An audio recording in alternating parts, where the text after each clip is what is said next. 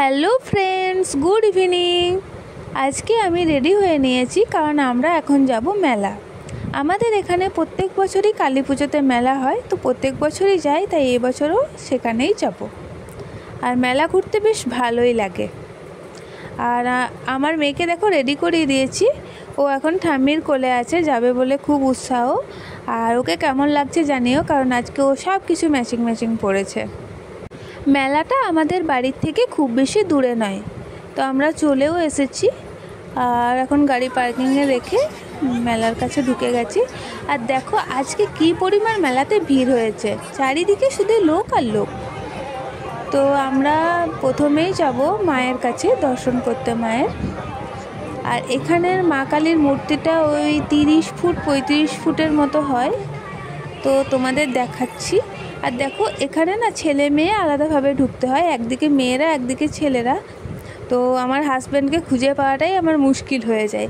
যাই হোক, ফোন আছে তাই খুঁজে বার করে নিই ফোন করে। তো দেখো কি সুন্দর মায়ের মূর্তিটা।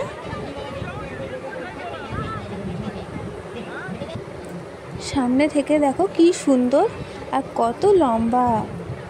সত্যি মায়ের মূর্তিটা প্রত্যেক বছর এরকমই হয় আর খুব ভালো লাগে। আর মায়ের কাছ থেকে আমরা এখন বেরিয়ে গেলাম মেলায় দেখতে। আর প্রথমেই আমি এসেছি দোলনার কাছে। এই যে গাড়িগুলো নিয়ে আমার দেখতে ভালো লাগে বাচ্চাদের। আমিও ভাবি যে কখন আমার মেয়ে বড় হবে তাকেও এখানে চাপাবো। তবে আমার মেয়ে এখন অনেকটাই ছোট, এগুলো চাপতে পারবে না, তবুও ওকে দেখাচ্ছিলাম, ও এগুলো দেখে ভীষণ খুশি হচ্ছিল। আর জানো তো, মেলায় আমার মেন আকর্ষণ হচ্ছে দোলনা, কারণ এগুলো দেখতে আমি ভীষণ ভালোবাসি, চাপতেও খুব ভালোবাসি। তবে এই বছর চাপিনি, কারণ ভাবলাম যে তাড়াতাড়ি বাড়ি যেতে হবে, মেয়েটা বাড়িতে আছে, তাই চাপিনি। দেখো আমার এই দোলনাটা, এই নাগরদোলনাটা খুব ভালো লাগে, এটাই চাপারও ভীষণ ইচ্ছে ছিল, কিন্তু আমার হাজব্যান্ড আমাকে চাপতে দেয়নি আর কোনো দিন দেবেও না। বিয়ের আগে আমি অনেক চেপেছিলাম, তবে এখন আর চাপতে দেয় না। যাই হোক, খুব ভালো লাগে, দেখেই স্বাদটা পূরণ করছি।